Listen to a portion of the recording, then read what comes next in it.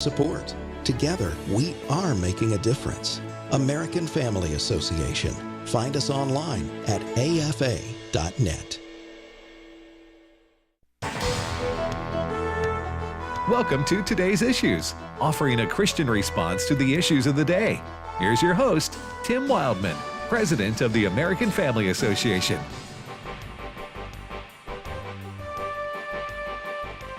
Good morning, everybody, and welcome to Today's Issues on the American Family Radio Network. Appreciate you listening to AFR. All right, today is December the 21st, 2023. So we're winding down December and winding down 2023. Joining me, I'm remote today. So in studio is Ed Vitagliano. Good morning, Ed. Hey, good morning, Tim. I'm also, let's see, Fred Jackson is there. Yeah. Howdy, Tim. Good to see you.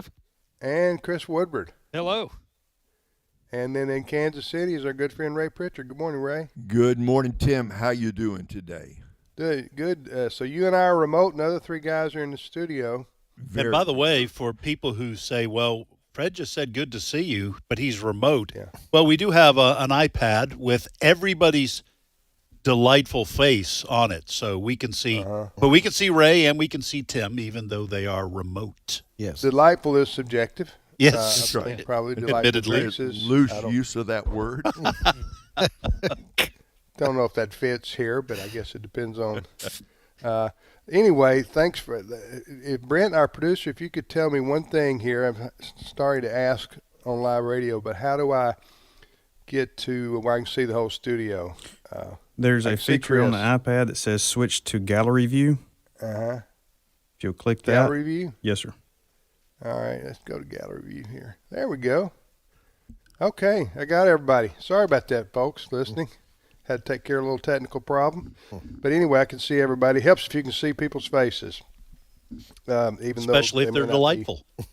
I knew you were going to say that. All right, Ray, real quick, to review your, where are you in the scripture reading now? We're at the when very did you start end. live? We're at the very end of the book of Zechariah today, chapters 11, 12, 13, and 14, messianic prophecies about the coming of Christ, the first coming and his second coming. Then we do the book of Psalms. Then we do Malachi. On Christmas Day, we do the book of Malachi. So wrap up the Old Testament on Christmas Day. And then starting on December the 26th, we're going live, 7 a.m. Central Time. And we will read the book of Revelation together live, 7 o'clock in the morning Central Time, December 26th through 31, climaxing the year of reading the Bible together. So it's video between now and Christmas Day, and then live the last 6 days of the year. What you may have mentioned this last time. What in the book of Malachi is memorable? Oh, wow. It's the last book of the Old Testament, and you come to that last chapter, and the last chapter is a prophecy about first the coming of the forerunner, John the Baptist, and the second about the coming of Christ. He will rise with healing in his wings. So the Old Testament closes with the promise as if God is saying, you've been waiting, now hold on a little longer. The promised Messiah is on the way. So I think it's really appropriate to read Malachi on Christmas Day, because Malachi closes looking ahead to what the birth of Christ is announcing. The Savior has come at last. And I just got to say, from a personal standpoint, I just, in an ethnic standpoint, on Christmas Day to be reading the prophet Malachi. For an Italian, that's just, I don't know, it's just a thrill that it all worked out that way. The Italian prophet. It Yeah. fits. It's my only Old Testament joke, Tim. I gotta throw it in there every time Ray mentions it. The Italian book, Malachi. What'd you call it? Malachi. Prophet Malachi. I lived down the street from Malachi. He was a great guy. Malachi. Yeah. Hey, Ray, one other question. Wasn't there approximately 400 years between the Old Testament and the New Testament? Yes, absolutely. In fact, if you date Malachi, or Malachi, if you date him, somewhere around 400 BC, which is where most scholars would say, about 400 BC, that when Malachi closes, there are 400, and we usually call them the 400 silent years, not because nothing was happening, because a whole lot was happening in world history, but there was no written revelation from God between the end of Malachi and then the opening of the New Testament, the book of the generations of Jesus Christ, Son of David, Son of God. Yes, about 400 years between Old Testament and New Testament. Fred, any comments here? Yeah, it talks and gives the prophecy, but can you imagine 400-year wait? And it's just a reminder in God's time economy, a day is like 1,000 years, 1,000 years like a day. And we look forward to the Lord's second coming. And we look at day's events, and we often talk about that in our programs, what's happening out there. We talk to Jan Markell, Understanding the Times, and people are waiting and waiting. The Lord's return could be today, but it could be 100 years from now. And that's why we are called upon to be faithful, regardless of how long it takes. Amen. Well, we encourage you, Ray, if folks want to watch live the Bible reading that you're going to do for the next few days. How can they do that? When does that begin? Next Monday? When does it begin? It begins on Tuesday. Monday, of course, is Christmas Day, but the day after Christmas, shake off the eggnog and all the cookies and the sugar coma and everything else, and get up early and join us 7 a.m. Central Time at keepbelieving.com. That's keepbelieving.com. Let's read the book of Revelation live together. All right. Look forward to that. All right, Christopher Woodward, bring us down with some depressing news. Will do, Timothy. For anybody that might have spent some time on social media in recent days, you have most likely seen people comment on this. There is a young lady by the name of Ashley St. Clair. Now, in addition to working for the Babylon Bee, she's also a documentarian. She's been going to the border and doing several news stories there. She even traveled alongside Vivek Ramaswamy when he spent some time in Texas at the border. And the tweet that I'm referencing here, or post, as they call it these days, involves Ashley's observations at an airport in Phoenix. She said, "My Delta flight from Phoenix appears to be flying migrants who cross the border and are being shipped to New York." When asked a Delta representative if this was the case, his response was, quote, "What does it matter? They're humans too." And so she's been investigating this, trying to figure out how many, if not all of them, are traveling at taxpayer expense. What other airports is this happening at? How do pilots feel about this situation? And Ashley, the coverage of this continued this morning on Fox and Friends, where Ashley St. Clair sat down talking about seeing migrants being boarded on various planes. Clip 3. It was unbelievable what I saw, and when I tried to speak to the Delta representative and ask, hey, are these people being properly screened? His response was just, they're humans too, would you like a mask? So I decided to go out there and document what I was seeing. I've been down to the border. I've been down to these processing centers. I recognize those bags right away. Those are the bags you get after you've been detained from crossing our border illegally. So I decided to just show everyone what was going on, what's happening on their 11 p.m. red-eye flights. There's a variety of exceptions that these people are making for not having proper identification. And many of these people are also using arrest warrants. And that may sound crazy, but that is the truth. They're using arrest warrants as identification. All right, so let me get this straight. So people who come across the border illegally are not being sufficiently screened when they are boarding planes, but legal residents, citizens of the U.S., have to get put through the ringer by TSA when we want to board a flight. You can't board a flight without a government-issued ID. Very correct. I mean, you can't go through TSA. You have to show. I have to show my ID just to check a bag at the counter. So what Ashley St. Clair is saying is that these illegal immigrants who are boarding planes are doing so without any identification. Sometimes it's an arrest warrant, but no, obviously they can't have a government ID. They're illegal, but we don't know who they are. Right. And we don't know where they're going. We don't know who they're connecting with once they land. We don't know what they're talking about with other people once they land. This is a very concerning situation at a time in which we already know the border is just it's in crisis, and that's putting it kindly.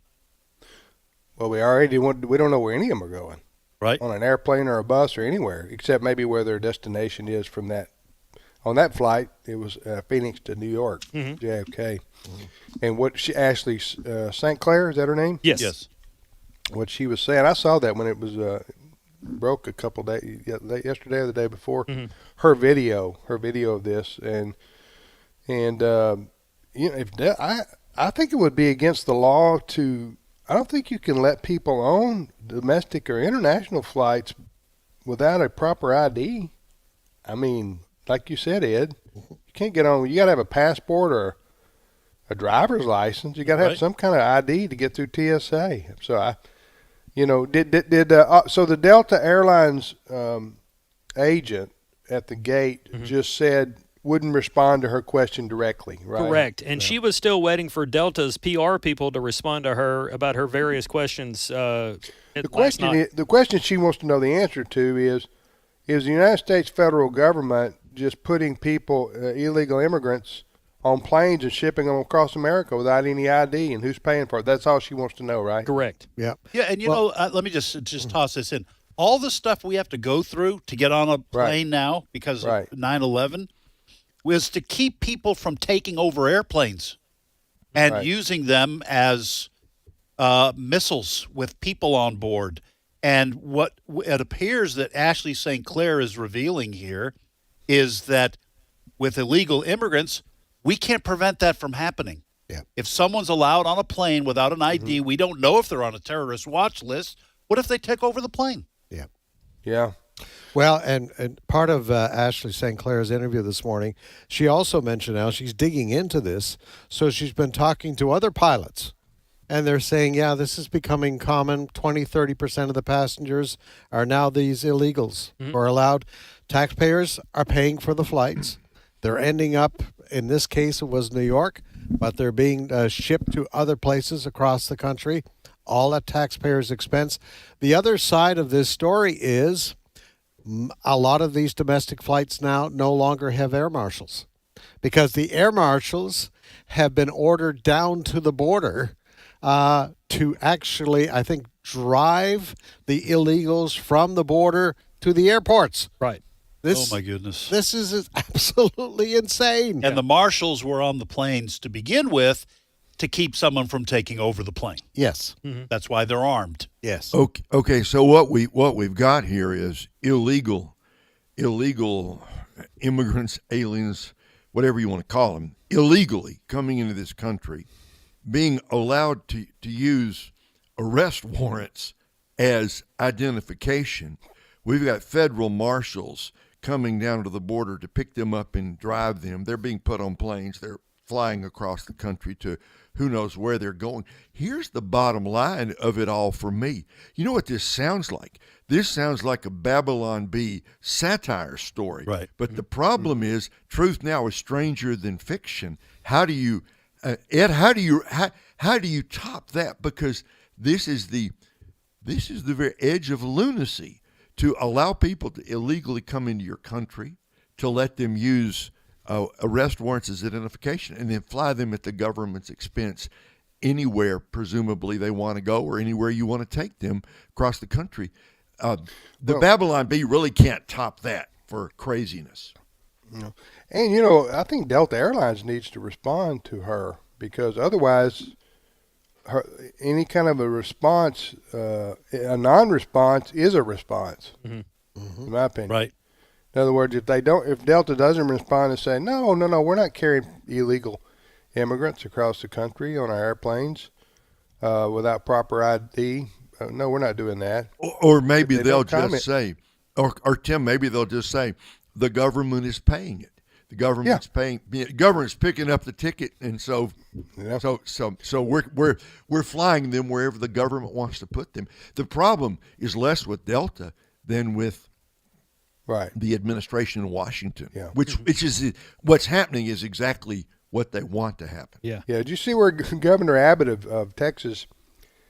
This is the story I read. He got a charter plane to go to Chicago. So many of the illegal immigrants wanted to go to Chicago. He got a charter plane for them. Yeah. I just posted a link for that for you. So check out our comments. By the way, one of the other things, I'm looking now at an article on MSN.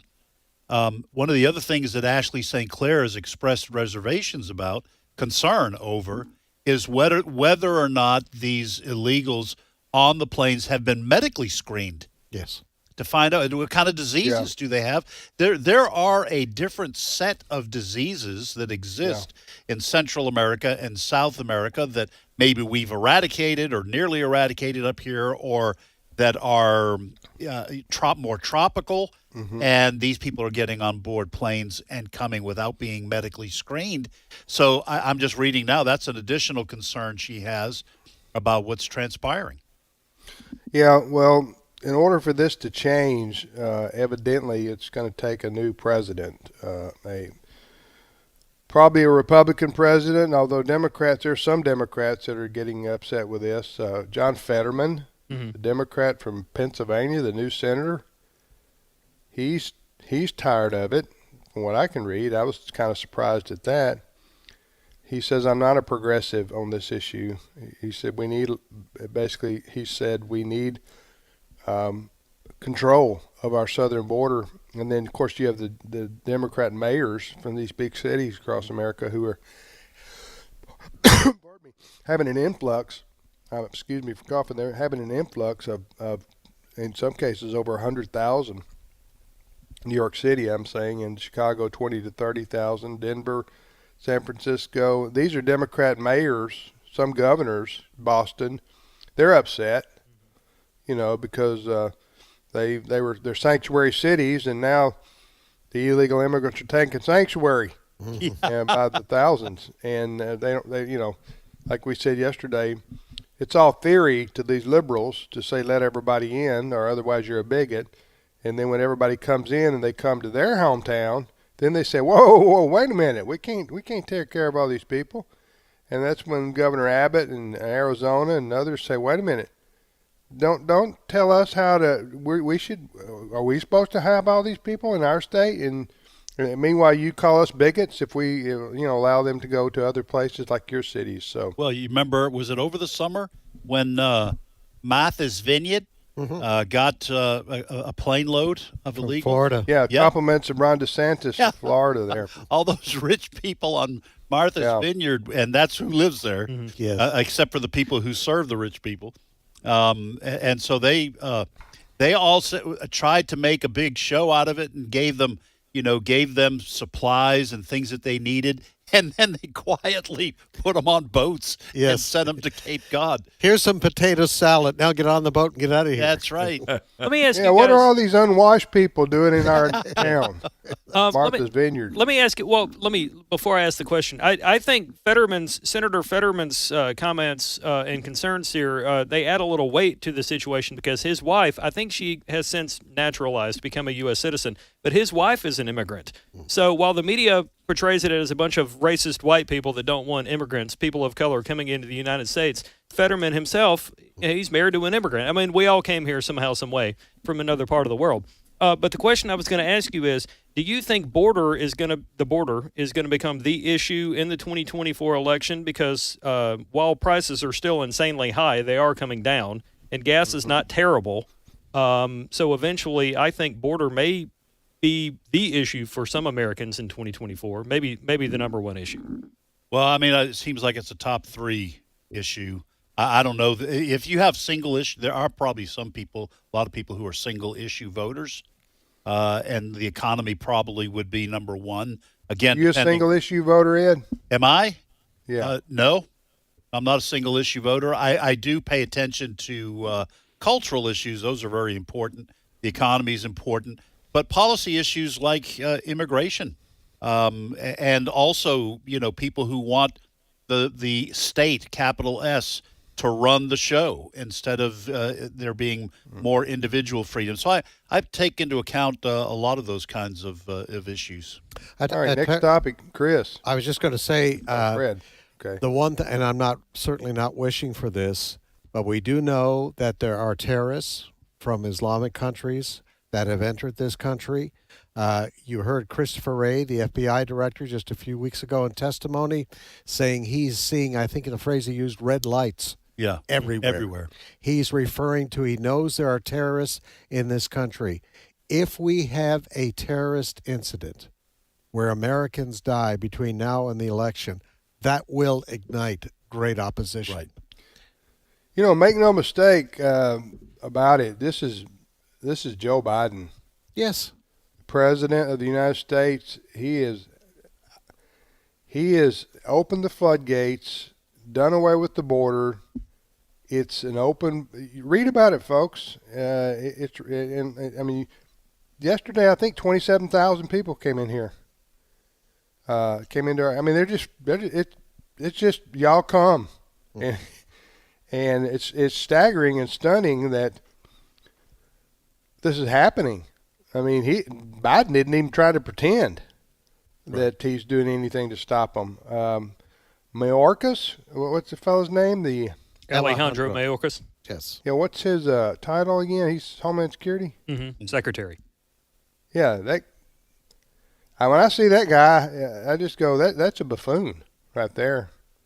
He just, maybe he's a nice buffoon, probably a good neighbor to somebody, but he just completely and totally derelict in his job. And then he tries to gaslight you every time he talks. Yeah, the border's secure. Right. Oh, we're doing all we can. Yeah, you're doing all you can to let as many in as you can. Right. And so, anyway, all right, next topic. How long do we have before the break here?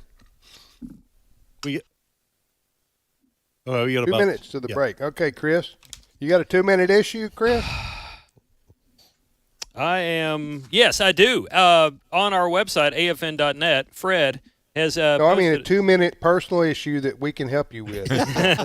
Personal issue. That's right. Well, yeah.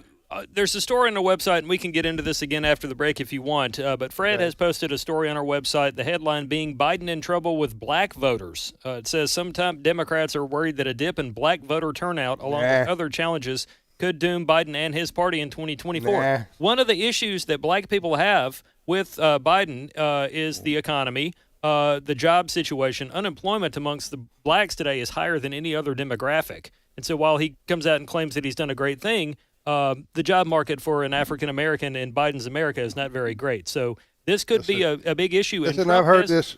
All right, tell me when you're through. Well, yeah, Trump and others have tried to reach out to that demographic for more support. Okay, you ready? Yes. It's not going to matter. Black folks as a whole are going to vote Democrat 85, 90% of the time, and that's never going to change anytime soon.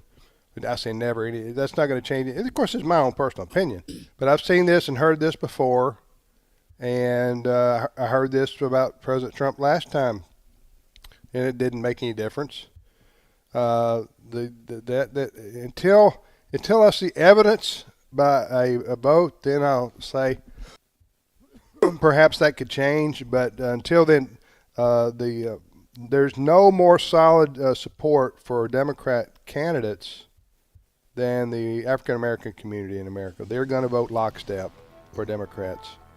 And if that changes, then, hey, I'll be the first to acknowledge it, but I don't think that's going to. All right, we're going to take a break right here. I hear the music, right? Mm-hmm. Music is playing. All right. And by the way, I found my mute button, so if I have to cough again, the whole world doesn't have to hear me there. So we're going to take a short time out, and then we'll be back. Fred, Ed, Chris, and Ray. We'll see you in a minute, folks.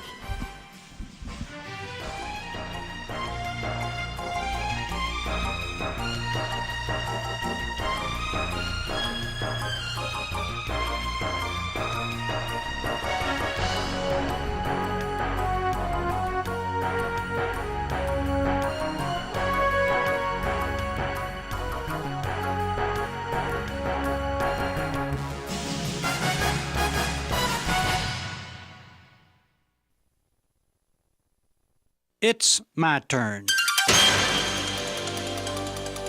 Here is your host for My Turn, Don Wildman. Jesus told us to beware of false prophets who come to you in sheep's clothing, but inwardly are wolves.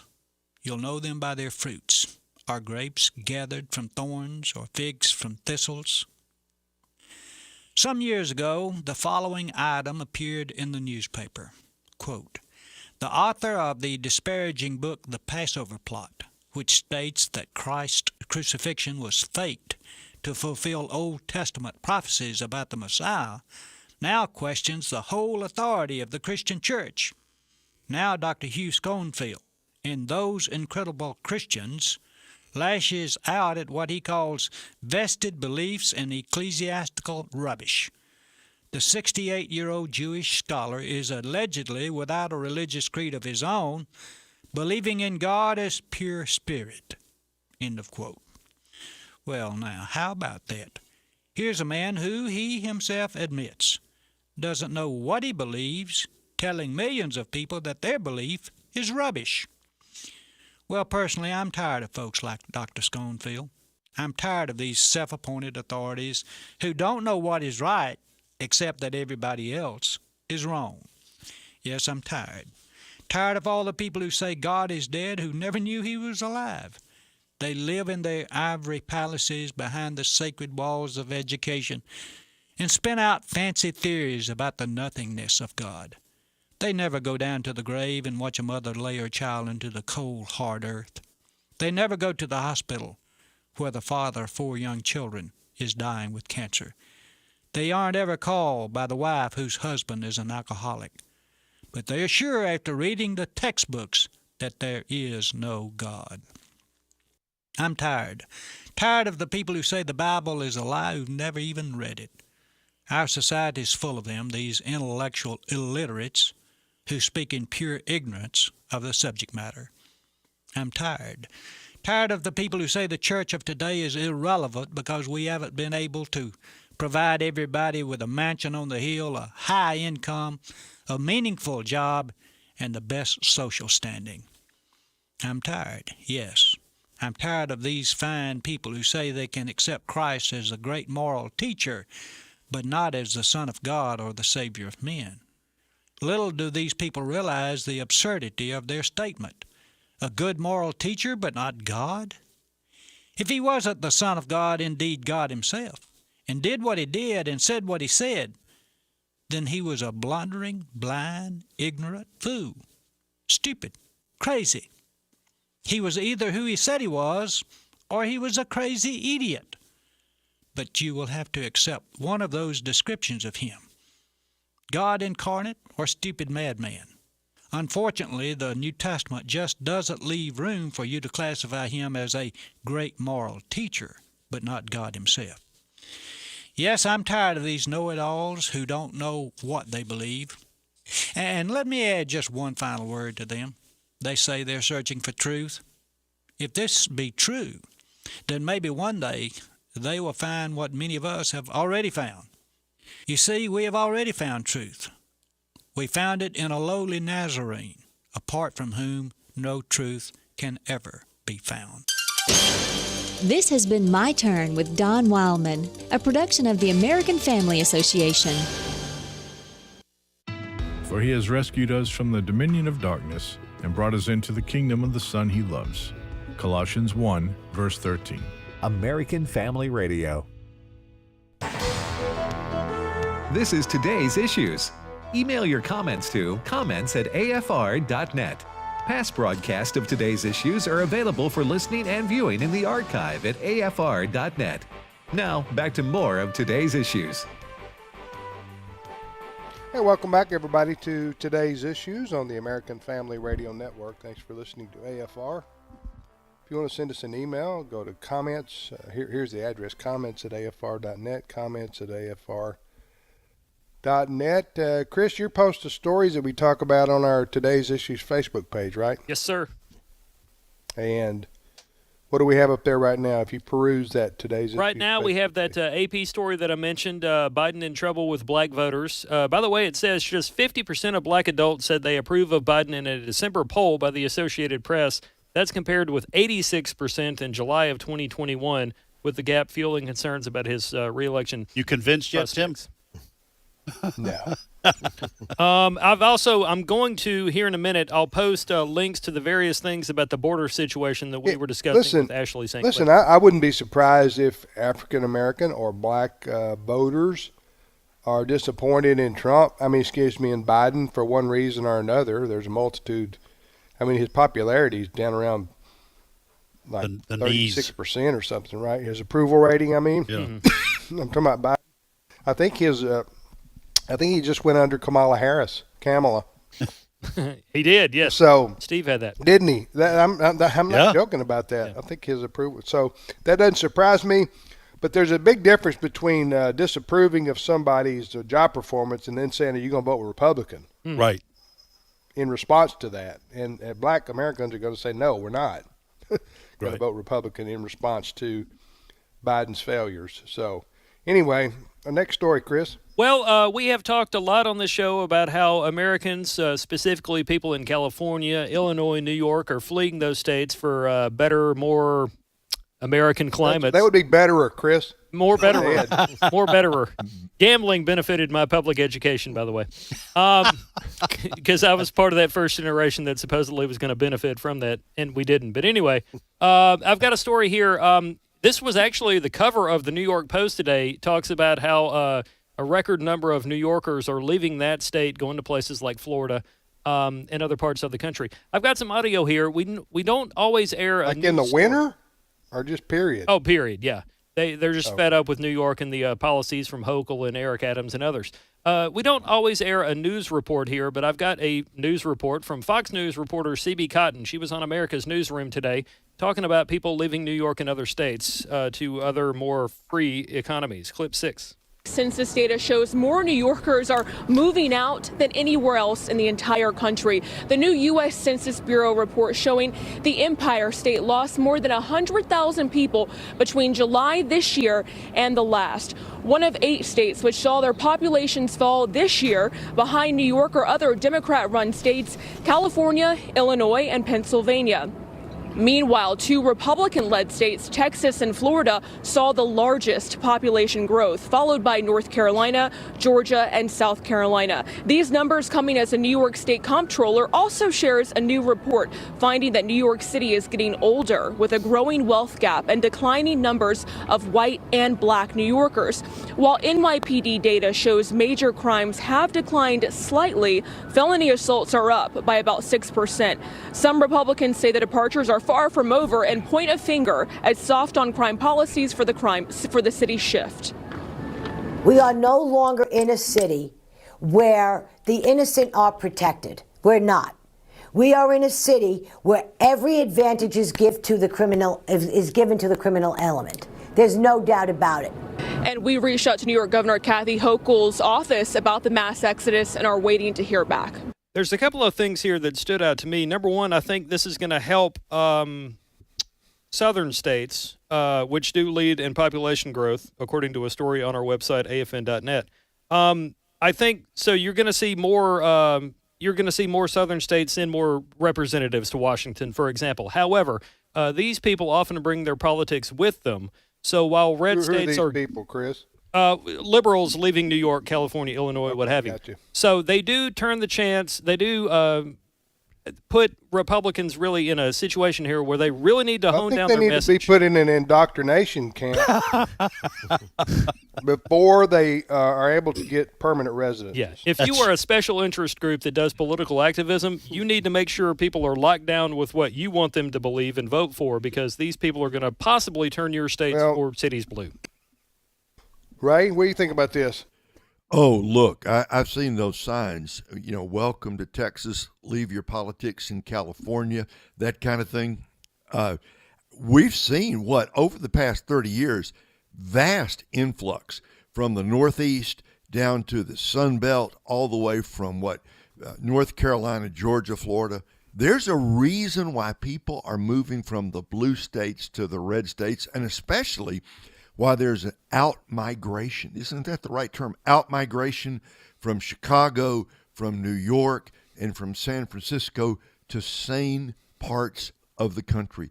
People are tired of liberal politics. They're tired of, frankly, they're tired of of the criminals getting away with everything and even being complimented and protected and coddled. I don't blame anybody for moving away from the inside of these great cities. New York was a great city. Chicago was a great city, but there's a reason why that there is a downward spiral and thousands of people are moving south and west. I would just add a couple of things too to this discussion. First of all, now we don't have a grip, right, Chris?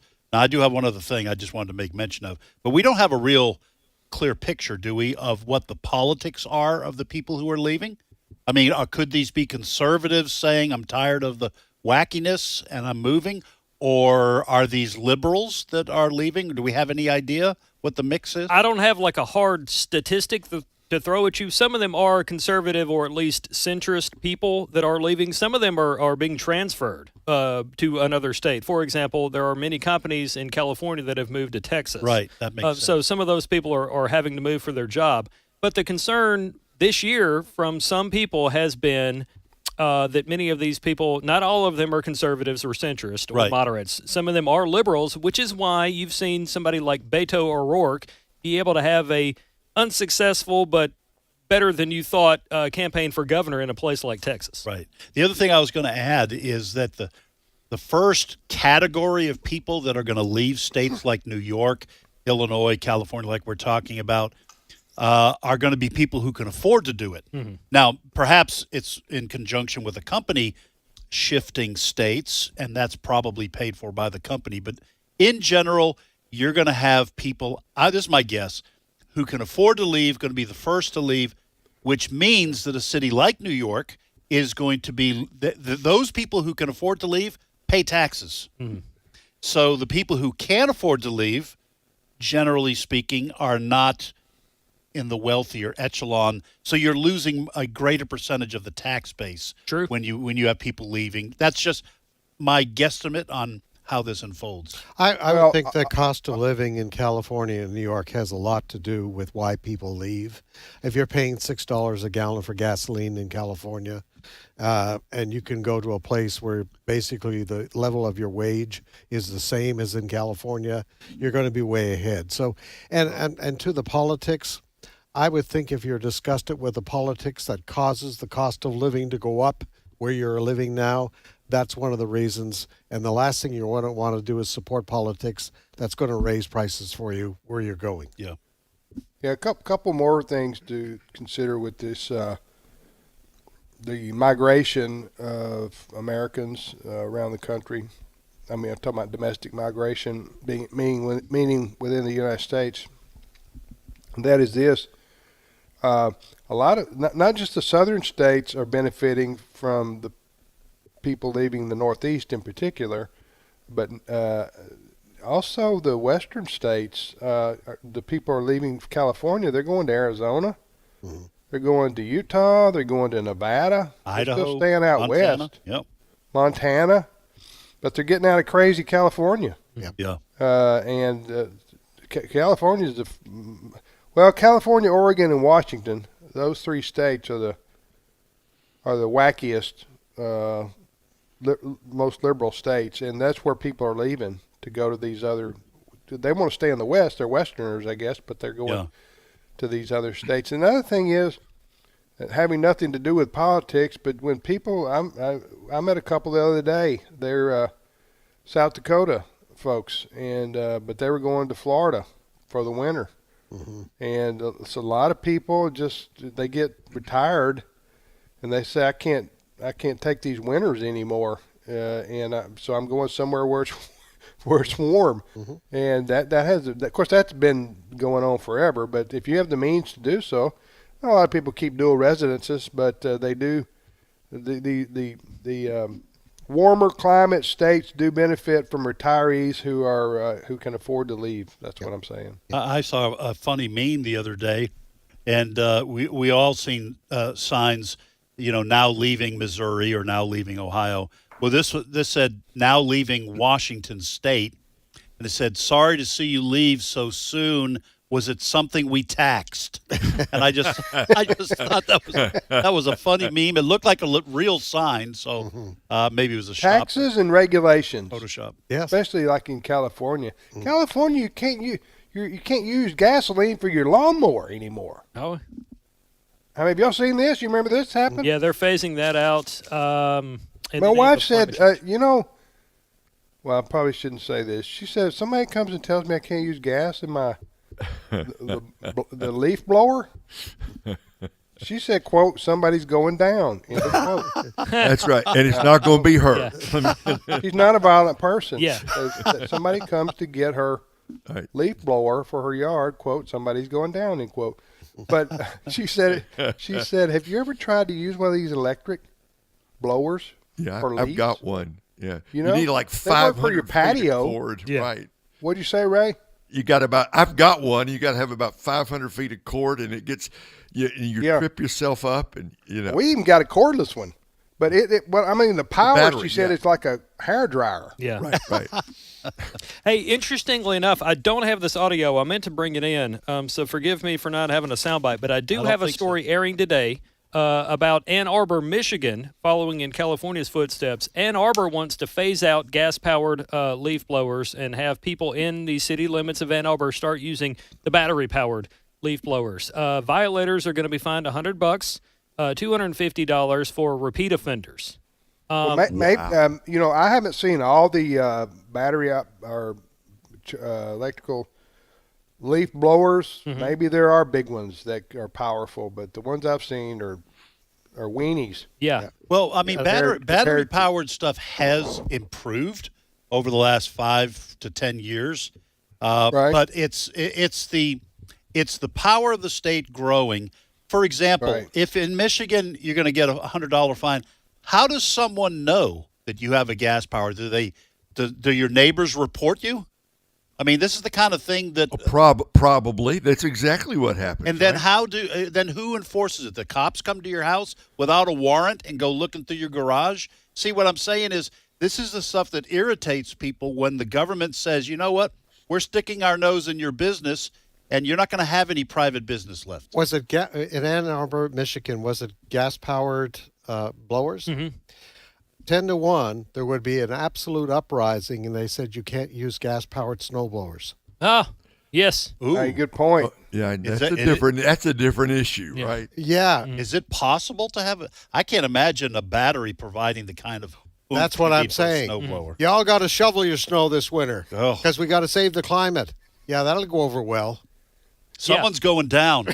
That's right. Someone is going down. Now, interestingly enough, the guy that I interviewed is a fellow at the Michigan-based Mackinac Center. And again, this story is airing today on AFN. If we have it on our website, I'll post the link here in a minute. But the guy, Jason Hayes is his name, he mentioned to me that apparently the world's largest supply of cobalt, which is a main part of battery-powered things today, a major provider of that is the Democratic Republic of Congo, where children as young as 6 and 7 years old are in mines trying to get this stuff in a not so environmentally free or friendly manner. Mm-hmm. So while you're thinking, oh, we're doing all these great things for the planet, there might be kids in terrible situations being exposed to Lord knows what to provide you your battery-powered leaf blower in Ann Arbor, Michigan. Well, same thing with lithium batteries for electric cars.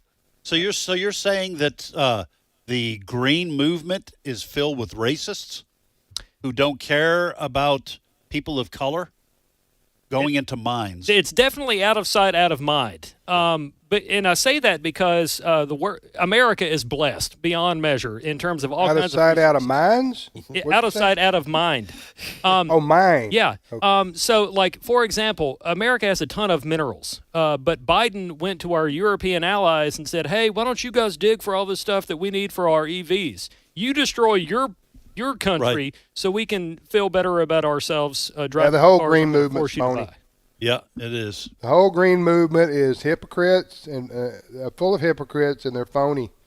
And furthermore, people can do their own research. I don't believe in man-made global warming. Yeah, I said it. Well, you're not going to get canceled man-made here. Global warming, huh? You're not going to get too canceled big. here. the planet is too big and nature is too strong. Because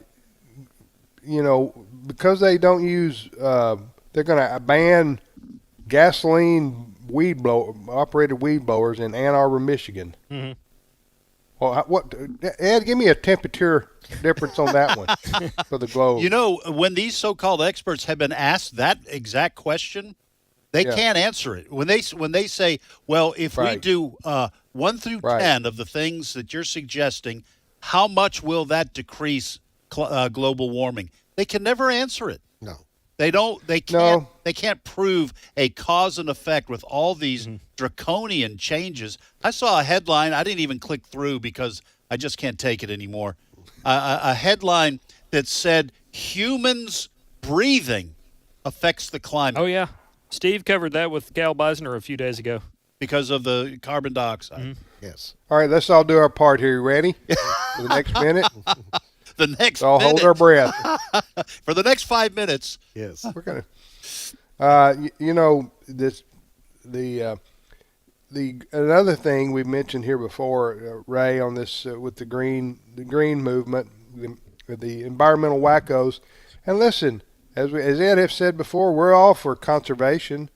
We're all for clean water and clean air. And, when you go, don't litter and all those things are very sensible. But this movement goes far beyond. This is Green New Deal.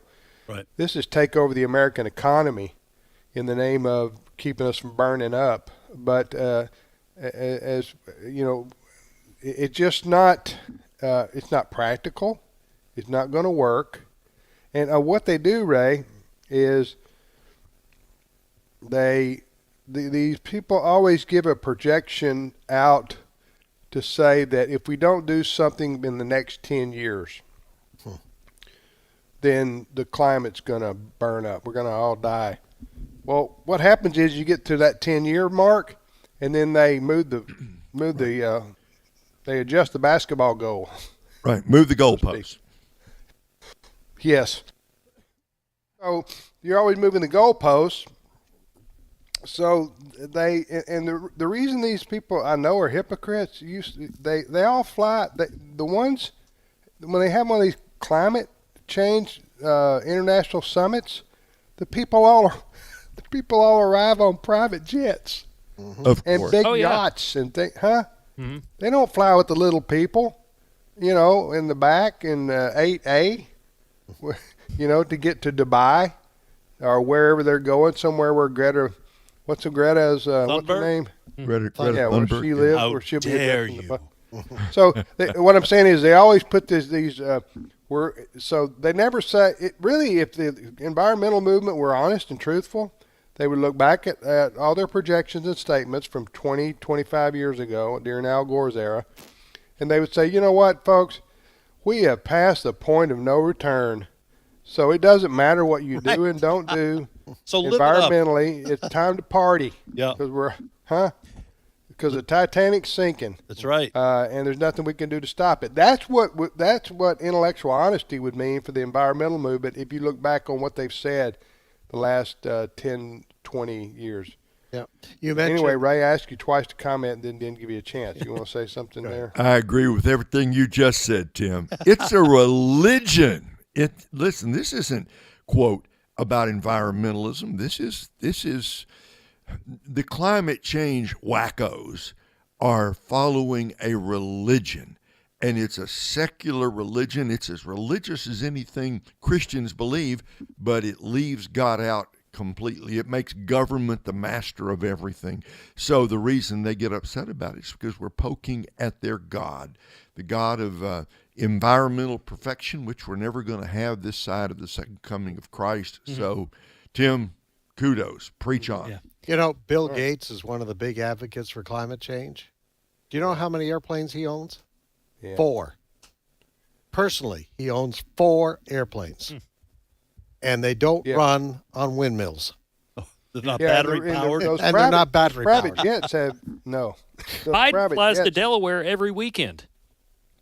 You what now? Biden flies to Delaware every weekend. I mean, Yeah, you mean on Air Force One? Yeah, if climate change is real bad and getting worse, the people contributing to it the most are the ones flying around the world sounding the alarm. Yes. They should lead by example. It's not us. They're a bunch of hypocrites. It's not unfair to say lead by example. I mean that's I understand some people would say, well, that's the president. Do you expect Bill Gates to fly coach or even first class? Well, okay, if you're going to lead by normally under normal circumstances, I would say, well, of course not. But if you're saying that the world is going to end, it was an existential threat, then you should lead by example. Well, remember what John Kerry said when he was challenged on this? I just posted it. But I'm doing important business. Yes. It's the only choice for somebody like me, he said. Yes. Somebody I never will being forget courageous. reading about they had some kind of climate change conference over in Europe, and Prince Harry was there. I guess it was. Also, Prince Albert in a can. He was there. Was he? Was Prince Albert there? Let him was out. he in the can? I'm sorry. Go ahead. Did he kick the can? I think Prince Albert kicked the can. Anyway, so Prince Harry, the one who married the American. Oh yeah, Markle. Yeah, that's Prince Harry. Yeah. Okay, he was one of the featured speakers at one of this is about 4 or 5 years ago, and he came there and he flew like a private jet in to talk to and all these other people. A lot of them have private jets, and the private jets do exponentially more than commercial airplanes in terms of the carbon emissions. Right. There's not even. I mean, it's just like if everybody flew private jets, according to these green people, we'd burn up in about a year and a half. Right. I mean, the ozone layer would be toast. So, until they start practicing what they preach, then they're just going to call them out. It's just bogus. I'm going to repeat what the challenge that I've issued before. If you really think humanity, the whole globe, is at risk here, and humanity, then I want to hear these people start saying, all sports leagues are canceled. Yep. No more movies. No one's using. No more concerts. No more concerts. No more television, because we don't need to use electricity, streaming sporting events or concerts. You can't shop at night. All shopping is closed at night to save the electricity. Save the planet. If you really think the planet is teetering on the brink, then these are the kinds of measures these people should be calling for, but they're not, because they want everybody to be happy while the state increases its control over everyone's life. I was reading an article a few months ago about the rock band Coldplay. I don't know if you've ever heard of them. Oh, yeah. They're very popular. Sure. And anyway, they're big on the green movement, like so many of the Hollywood and entertainment stars are. But they were being challenged by somebody in Australia because they were flying their private jets all over the place to hold these concerts about the environment. And so anyway, I think when the liberals have to choose between money and the environment, they're going money. Right. But they'll talk like they're going environment. Yeah. This is why President Obama and the First Lady bought a expensive home on the beach. Yes. What about the rising in New England tide? and Hawaii? What about the rising tide, the rising floodwaters? You got 2 homes. Bernie has That's 3. Irresponsible if the planet's burning up. Right. All right, we're going to take a break right here. Chris, we appreciate your invaluable contributions. I learned it from watching Ed.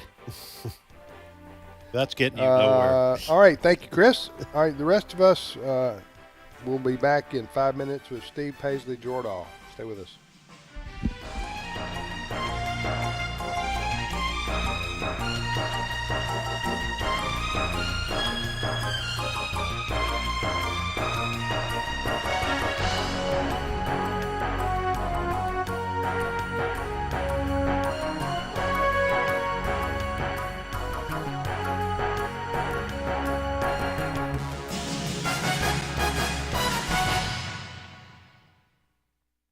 The views and opinions expressed in this broadcast may not necessarily reflect those of the American Family Association or American Family Radio.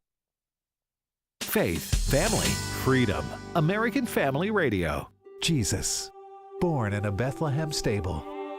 The Word became flesh and made his dwelling among us. We have seen his glory, the glory of the one and only Son who came from the Father, full of grace and truth. American Family Association wishes you a Christmas centered on Jesus. This is American Family Radio, a listener-supported ministry of the American Family Association.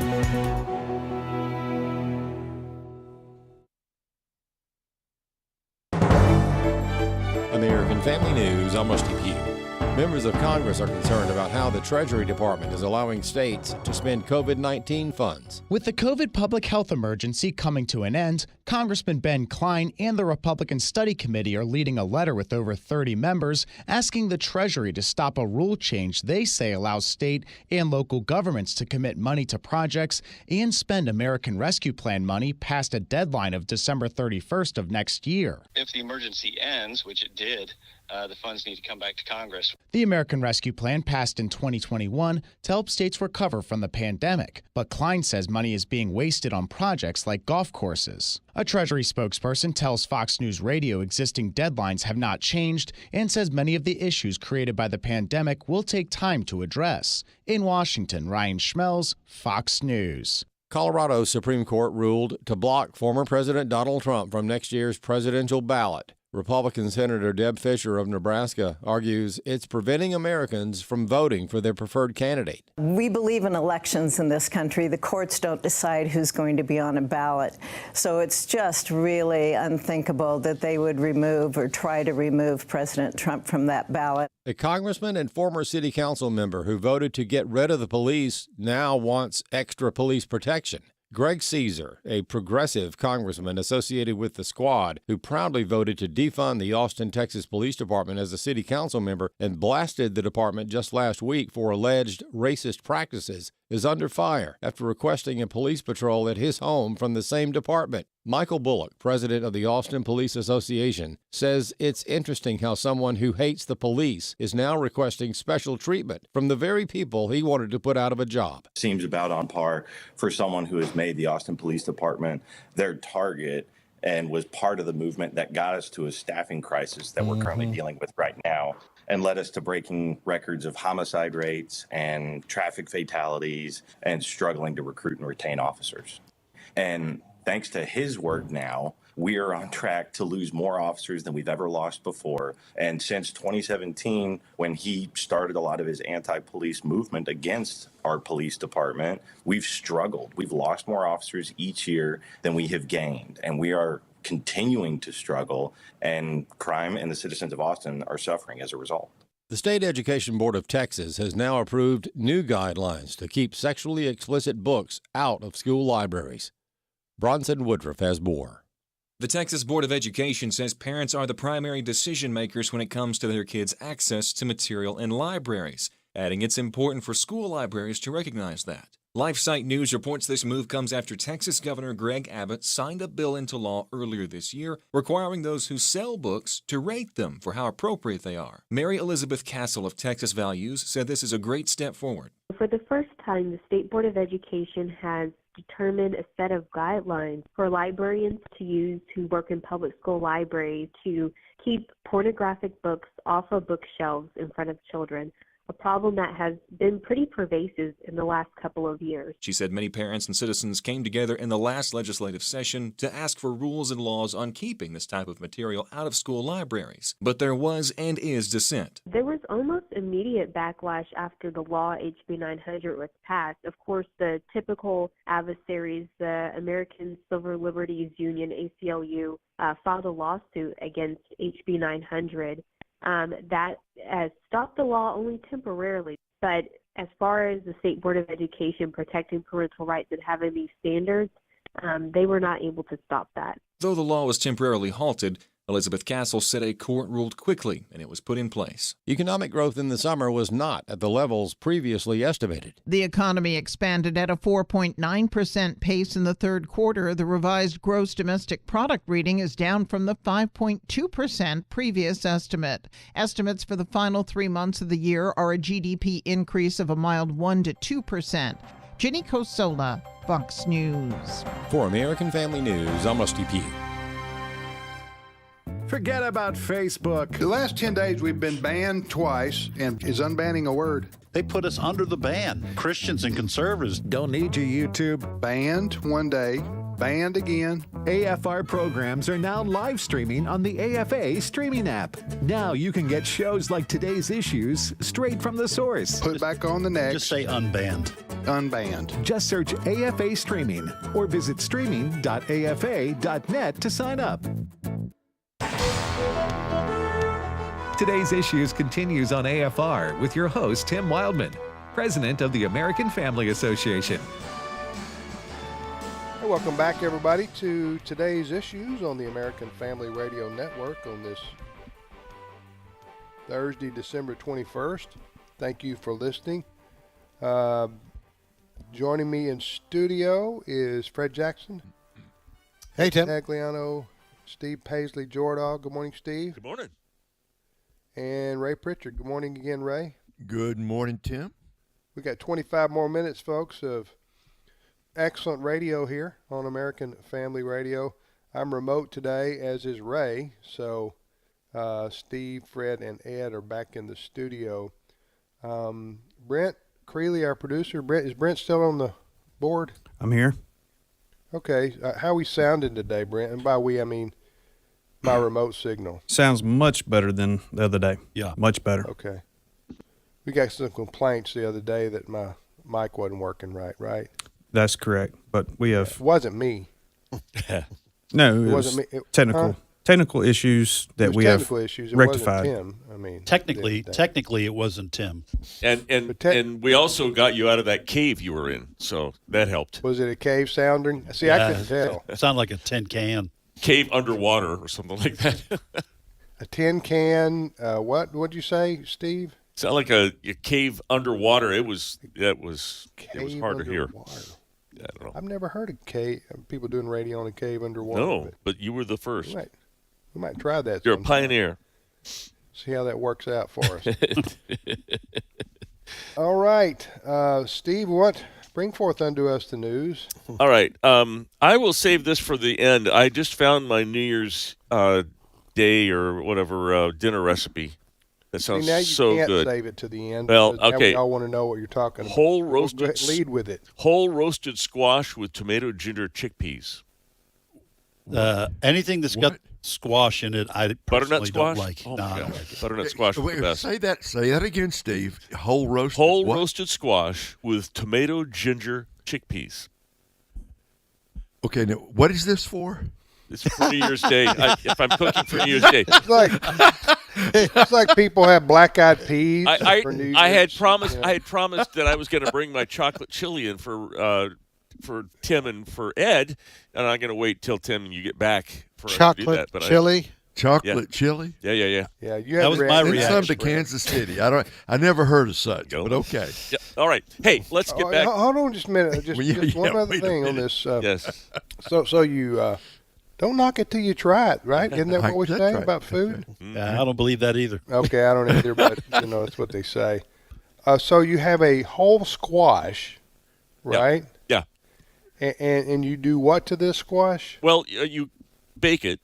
Get it all nice and soft and tasty over an open fire.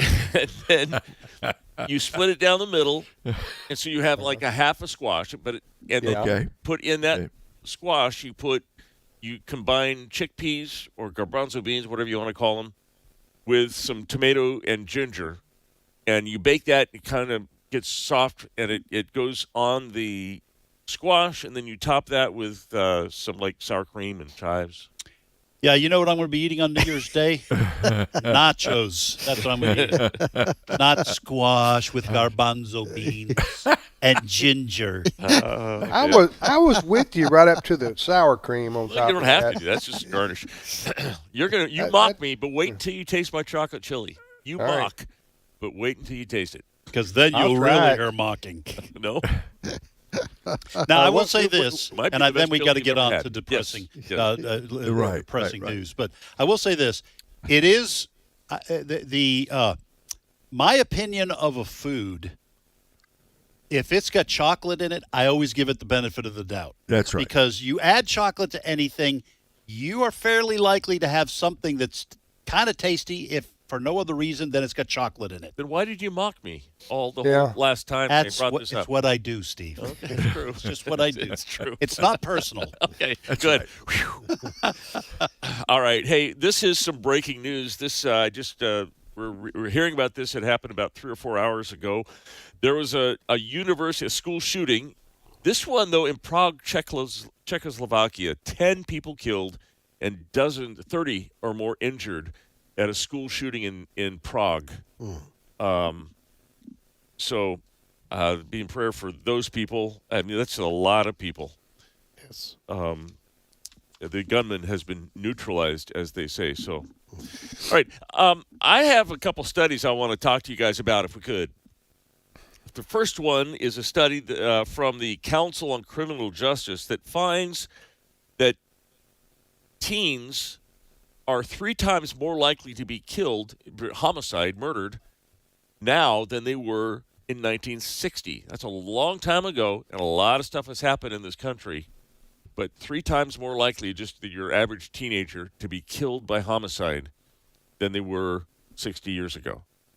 Now, anyone want to venture to guess why that might be? Does this article venture to put anything forward?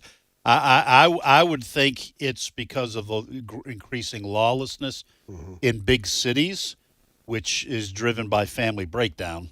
Yeah, that would be my guess. Also, I think the celebration of violence in videos, in movies, now social media, just the celebration of violence, and that you're accomplishing something by doing these things.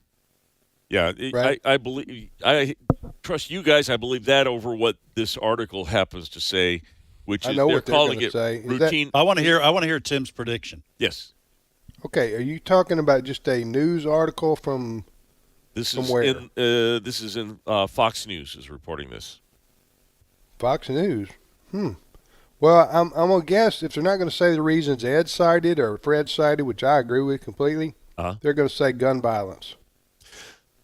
Well, no, actually, that's not. They would probably agree, but they didn't get into the method of killing. But what they say is they're blaming routine activity theory, which means that you have a combination of a motivated offender, a suitable target, and the absence of capable guardians. Now, that might mean parents, but it also might mean police and social guardians, people who keep you safe. Police aren't guardians. In the case of guarding you from being killed or a hindrance of you shooting somebody, you could describe them as that. Look, you go into major cities. Okay, Chicago, which I know something about. You go into certain parts of Chicago. Some neighborhoods in Chicago have become killing zones, killing fields, where the police don't go in there unless they absolutely have to, and these gangs rule those neighborhoods. So kids are getting shot, teenagers are getting shot and killed. It's no surprise to me, and this certainly goes back to the bigger question of the breakdown of the home, the breakdown of the family, the total destruction of the destruction of marriage as the glue that holds the family together. When the family comes apart, we shouldn't be surprised that society falls apart behind it. And so in a lot of the major cities, they're just neighborhoods where if you go into those neighborhoods, you're taking your life into your own hands. I've got another study that might back a little bit up what you say a little bit. There's a study, and this one is out of the Brookings Institution and Gallup. They did a study that found that children of conservative parents are at a lower risk of mental illness than those of liberal parents. So just 55% of adolescents with liberal guardians, liberal parents, report good or excellent mental health. 77% of those from conservative families say that they have good mental health. That's a all right. striking Some difference. mental, all right, let's just say this at the outset in this conversation. Some mentally ill, some people who are mentally ill, it's in their DNA.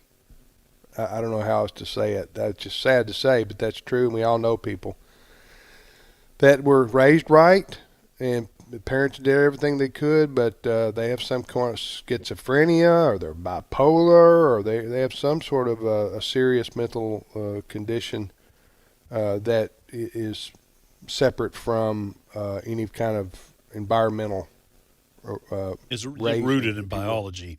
Pardon me? It's rooted in biology. Yeah. Yeah. And we all know people who families who experience this. But this is a survey you're citing, Steve, of the general public and by and large.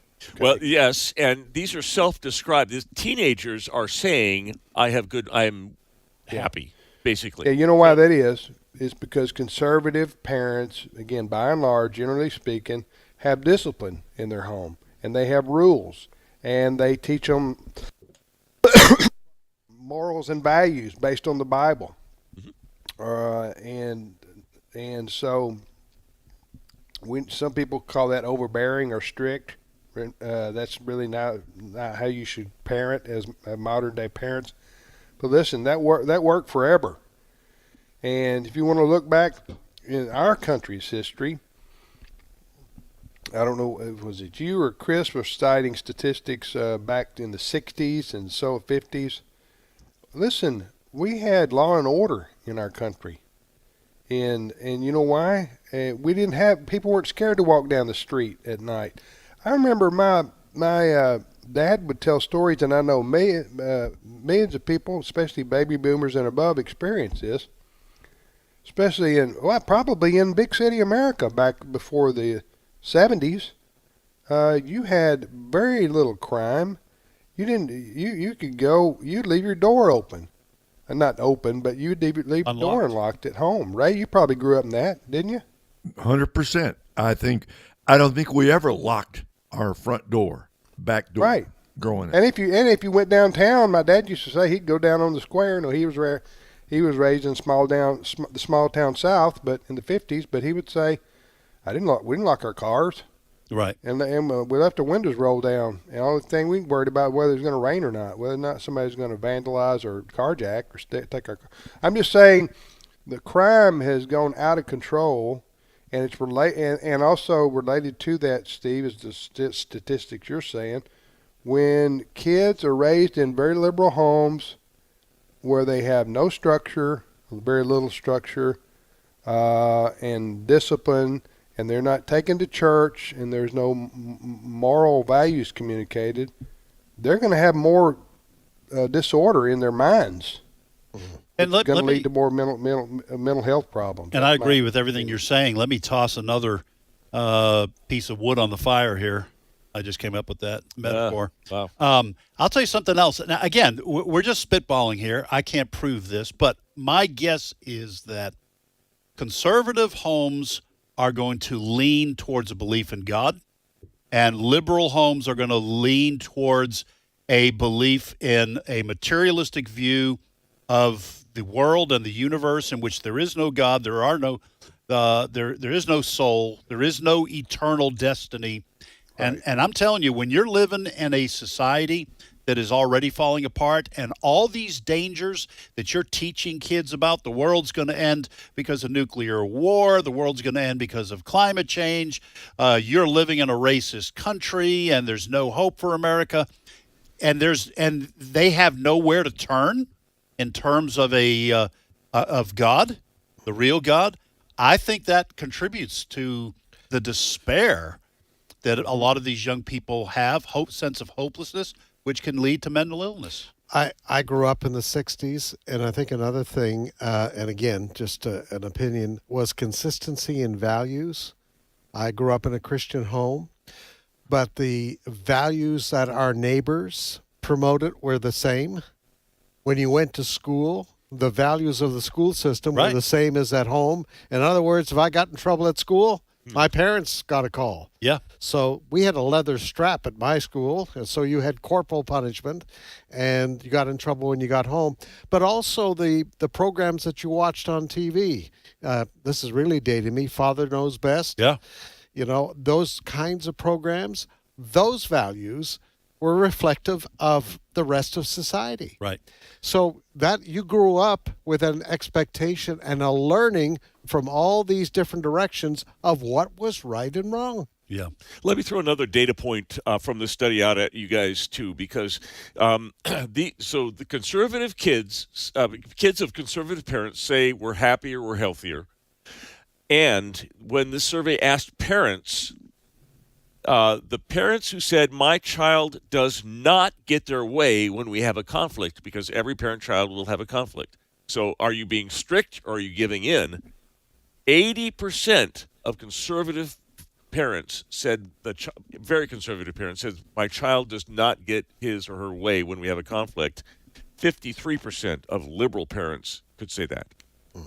So strict parenting apparently is it doesn't affect, or it benefits the mental health and well-being of kids. Imagine that. Yeah. Ray, toss a log on this fire, Ray. Well, is it any surprise that where you actually have parents who love their kids enough to discipline them, who love them enough, and I mean this in the good sense, truly love them enough to say this is right and this is wrong, and to enforce reasonable values. And Fred, what you said is so true. Back in my day, I grew up in the 60s also. If I got in trouble at school, which I did from time to time, it's not like I could go home and say to mom or dad, look, they treated me so unfairly. It was assumed if I got in trouble at school, there was going to be a price to pay when I got home. Mm-hmm. In other words, obedience brought rewards and disobedience brought punishment. That's a good thing for society. Somehow in the 60s, in the great resetting of social values, we lost that concept. We lost the social compact, if you would. It's no surprise it's no surprise to me that here in the 21st century, the kids of conservative families fare differently and better than children coming up in households with liberal values. Yes. We had in America, I don't know what decade you would cite, probably up until the mid-60s, or maybe 70, we basically had a common set of values that same existed in Canada, like Fred's talking about. You had a common moral value system all across America, from New York all the way to California, and all parts in between. Yes, some cities were more liberal, but they were known for that. They stood out, like San Francisco, for example.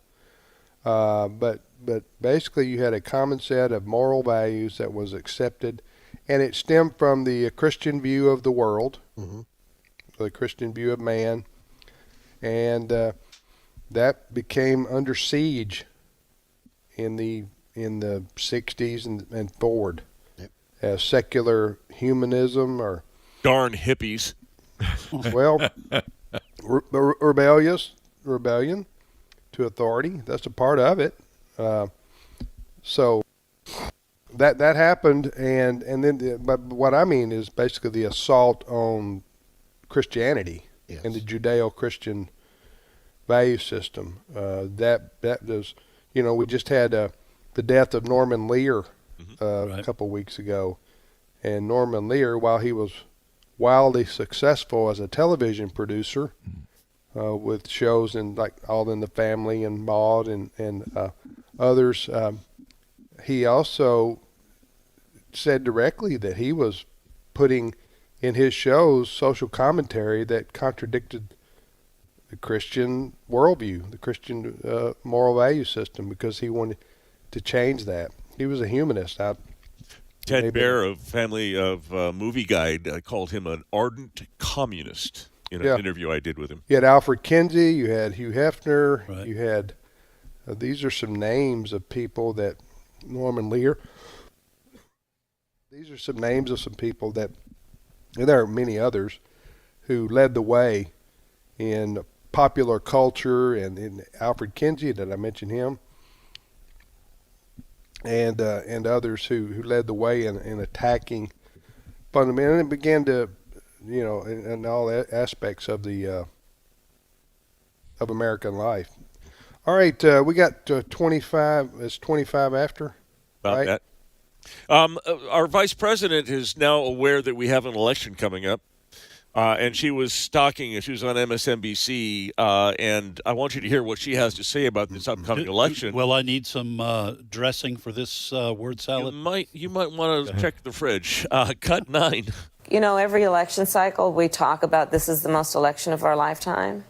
Lawrence, this one is. I have been fortunate and blessed to, during the course of being vice president, have many situations where it becomes clear to me that there are people of every age and gender, by the way, who see something about being the first that lets them know they don't need to be limited by other people's limited understanding of who can do what.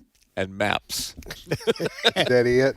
Is that paragraph? That's it. Try diagramming that sentence. There were several verbs left out. Yes, Maybe an adjective or two. This is the most election of our life. It is. Well, that is that's classic word salad from our vice president. I bet she was raised in a liberal house. I'll bet that's right. Also, we have found. Listen, I'd just say bless her heart. Yes, I would right. just, Heartbeat away. Bless her heartbeat away from the presidency. Let me just tell you, that you hear that down here in the South, that's an insult. You've just been insulted. Well, bless your heart. Can you imagine if she was making these comments, like, say, in Germany, and there was a translator? Oh, man. Trying to translate. That translator was pulling out her hair. How do I say this in German? Yeah, no, that's a good point. There's no translating that. That was a mess. A part of, not altogether the reason for, but a part of being a great, being a leader worthy of being vice president of the United States is your ability to communicate. Right. I mean, that's just, and she doesn't have it at all. And that, let me just say, that was worse than a word salad. That was like warm squash with garbanzo beans and ginger. And I'm tomato. just saying. Well, and then throw some sour cream on that, dude. Put sour cream on the top of that. The office of the vice president announces a tragic sign language mishap. The sign language person now has to wear a cast. Sorry, bless her.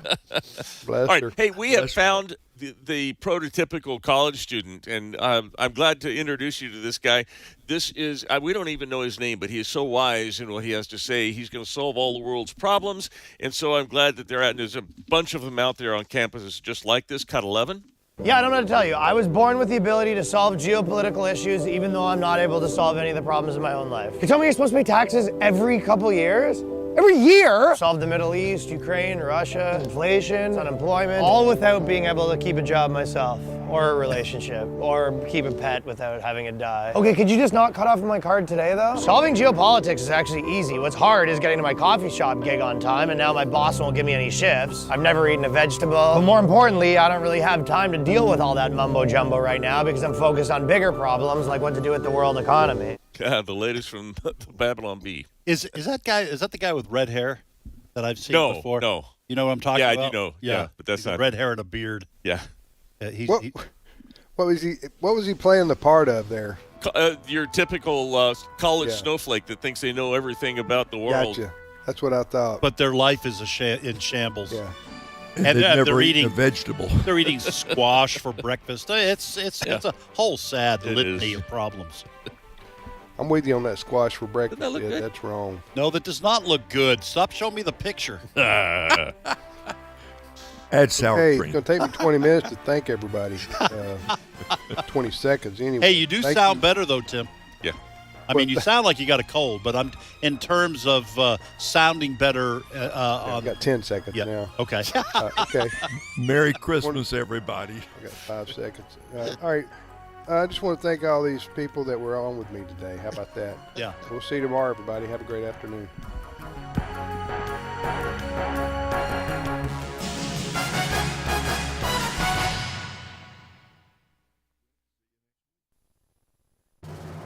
Hello, everyone. I'm Tim Wildman, president of American Family Association and American Family Radio. Hey, on our tours of Washington, D.C. in June and September of 2024, we call the